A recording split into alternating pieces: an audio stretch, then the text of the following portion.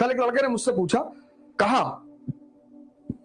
कहा सर मैं पिछले 3 साल से 10, 12, 13 घंटा पढ़ता हूं और मेरा प्री नहीं निकल रहा है। मैंने कहा 10, 12, 13, 10, 12, 22, 35 घंटा। कहा नहीं सर, मतलब मिनिमम 10, मैक्सिमम 13 घंटा में डेली पढ़ता ही पढ़ता हूं।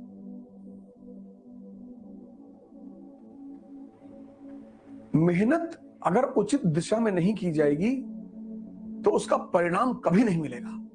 मैं बार बार इस बात को कहता हूं कि अब तुमने ये पैराग्राफ पढ़ा होगा, छोड़ दिया होगा, ये सोचने का पैराग्राफ था। अब जितने लड़के 12 घंटा पढ़ते हैं,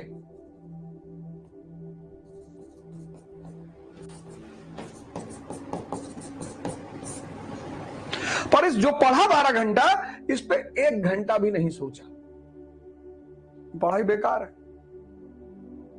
कयामत तक पढ़ते रहोगे तब भी सिलेक्शन नहीं होगा। और एक लड़का है जो सिर्फ 7 घंटा पढ़ता है, लेकिन 10 घंटा वो ये जो पढ़ा है इसको मनन करता है। टोटल 17 हो गए ना। अब ये चीज जो है ये तुम्हें दिखाई नहीं पड़ती, ये दिखाई पड़ रही है। इसलिए तुम देखो कभी कभी क्या होता है, कभी कभी तुम देखते हो कि कहते हैं भैया फलाने लड़का बहुत पढ़ता रहा, या भैया फलाने लड़का हम भैया उसको बहुत पढ़ते हुए नहीं देखे। वो हजम कर रहा है ना, ये 12 घंटे वाला हजम नहीं कर रहा है। कैसे लगेगा शरीर में? इलाहाबाद में मुखर्जी नगर में ये क्या हो रहा है? यही तो हो रहा है। मनन की क्षमता का विकास नहीं हो। अब देखो इस पैराग्राफ में ये छुपा हुआ था, ये था नहीं। अब तुम कंट्रास्ट रट के आगे बढ़ गए। कैसे मौका मिला सुल्तानों को, तुर्कों को? कैसे मौका मिला मुगलों को? कैसे मिला कंपनी को? इस पे हम चर्चा नहीं करते। हम चर्चा किस पे करते हैं? अरे भैया विदेशी भैया, सब मुगल भैया। यहीं पे वो कहावत थी, क्यों निरप होए हमें कहानी। तो यहां भी वो कहावत थी, क्यों निरप होए हमें कहानी। हम तो परेशान ही रहेंगे, राजा कोई भी हो, तुर्क हो, फुर्क हो, चुर्क हो, हमसे क्या लेना देना है।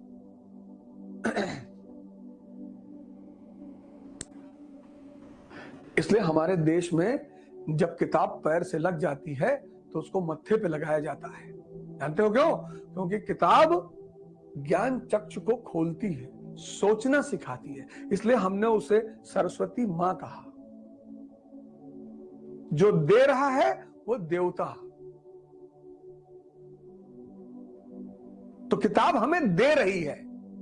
कोई सरस्वती देवी नहीं ऊपर आसमान में बैठी है जिसकी तुम पूजा करोगे तो तुम्हें ज्ञान देगी। नहीं, हमने वो जो किताब है उन्हीं को देवी कह दिया, मां कह दिया कि अरे मां तुम हमारे ज्ञान चक्षु खोल रही हो। यही तो हिंदुओं की, भारतीयों की खास बात है कि जिन चीजों का भी उनके जीवन के उत्थान में भूमिका है उसको प्रणाम करते हैं।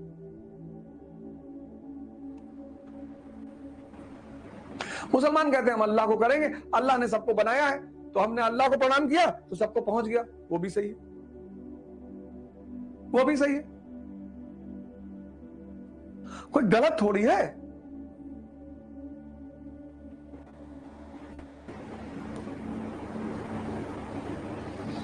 बुद्ध कहते हैं शराब पियोगे, होश में पियो। महावीर कहते हैं होश आ गया तो पियोगे ही क्यों?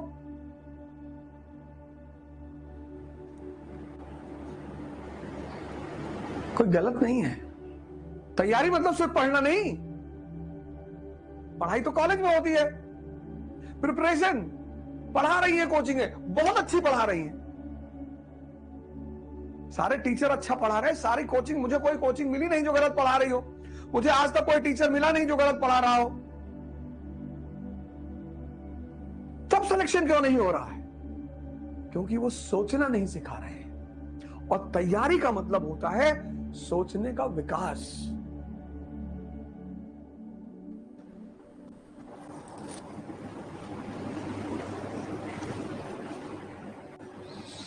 देखा, 501 रुपया दिए थे,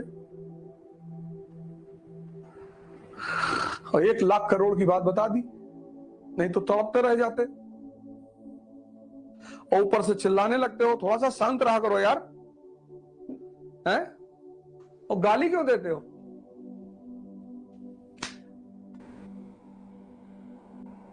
एक बात याद रखना हो, गाली देकर तुम्हारा मानसिक विकास कभी नहीं होगा। अगर तुम इसका विकास नहीं करोगे तो तुम बजाओ सीटी।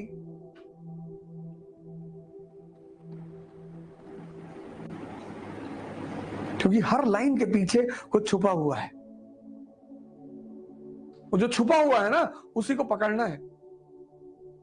और वो पढ़ने से पकड़ में नहीं आएगा, वो सोचने से पकड़ में आएगा। यही इसीलिए मेरा जो अप्रोच है वो एकदम अलग है। तो देखो 1 लाख करोड़ की बात आज सुबह बता दी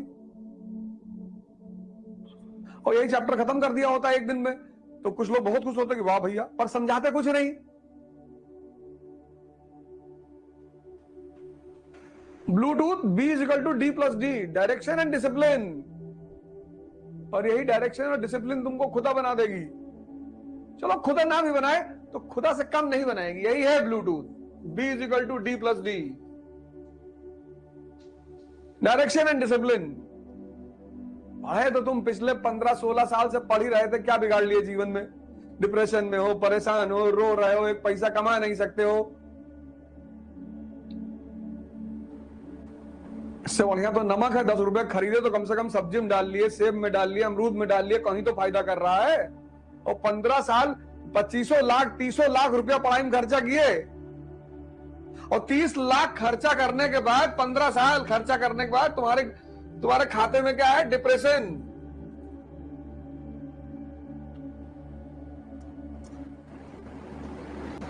तुम्हारे खाते में क्या है? अनएम्प्लॉयमेंट।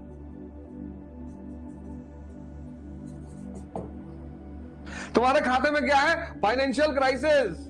1 रुपया तुम बाहर जा कमाने की स्थिति में नहीं हो और मिनिमम 30 लाख रुपया अपनी शिक्षा में लगा चुके हो। उसकी वजह क्या थी? ना तो तुमने डायरेक्शन सीखा और ना तुमने डिसिप्लिन सीखा।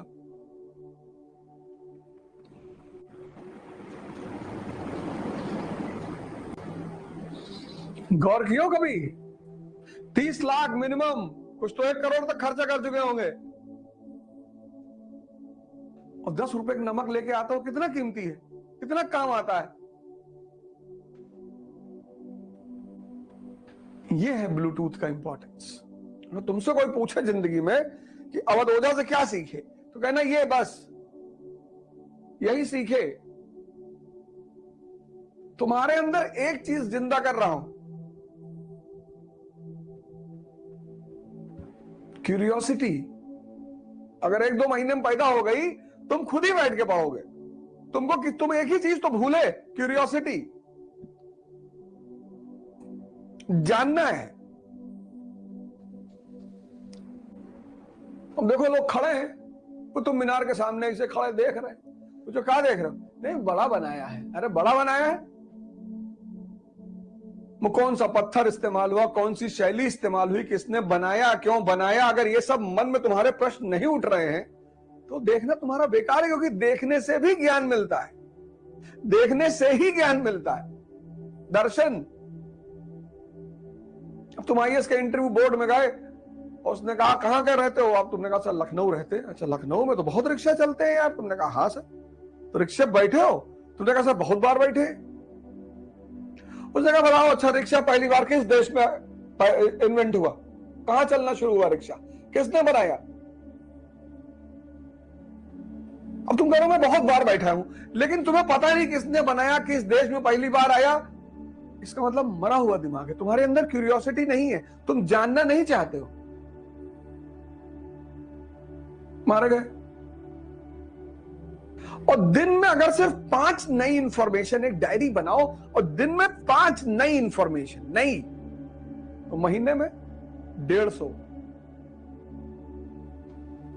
तो 1 साल में 1800 नई इंफॉर्मेशन, तो 10 साल में 18,000। ये सिर्फ 5 नई इंफॉर्मेशन पर डे पे कह रहा हूं, 18,000। और 18,000 इंफॉर्मेशन लेके बैठोगे तो किसी की भी जान ले लोगे। और 2 लोगों की फोटो लगाओ अपने कमरे में, वैसे तो 4 आदमी की लगाओ, लेकिन 2 की तो कंपलसरी लगाओ। और 5 मिनट उन चारों की फोटो को देखो। पहली फोटो लगाओ विवेकानंद जी की, स्वामी, क्यों? ध्यान करना है। इनका पूरा बल मेडिटेशन पे है। एक बढ़िया सी फोटो ले आओ या एक व्हाइट चार्ट लगा के और 4 आदमी की फोटो उस पर लगा दो, और दूसरी लगा दो डॉक्टर अंबेडकर की। क्यों? पढ़ना है।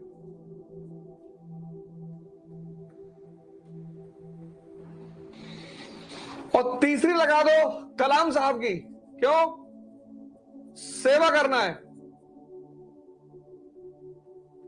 और चौथी लगा लो भगत सिंह की। क्यों? अब क्रांति का समय चल रहा है।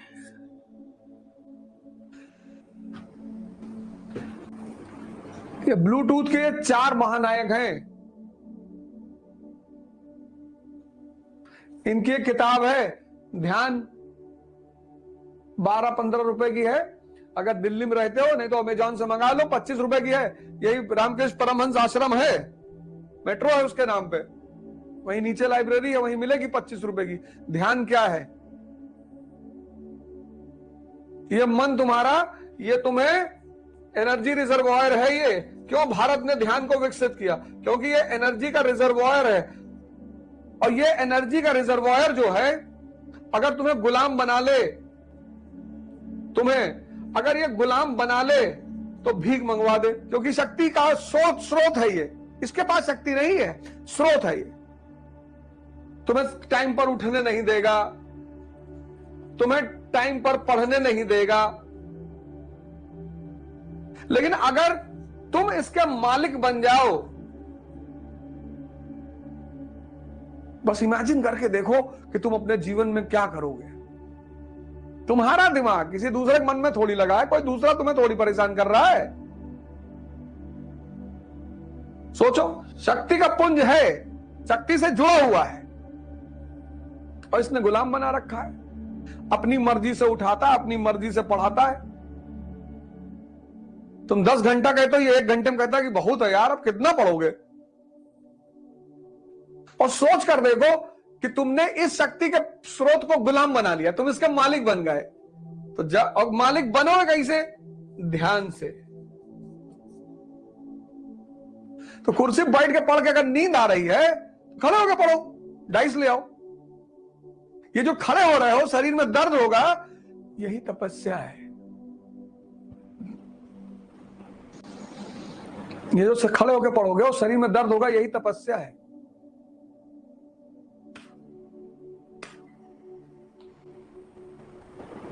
सुबह उठे थे, चने का सत्तू ही नहीं, 4 अंडा का ऑमलेट बना लिया, 5-6-7 ब्रेड ले लिए, नींद आएगी तुमको। ये जो अल्प आहार लोगे, यही तपस्या है। ये सुबह उठ के जो नहा लिए, यही तपस्या है। जब मन को तुम डराने लगे कि बेटा काट डालेंगे, तपस्या क्या है? मन को सन्मार्ग पे लाना।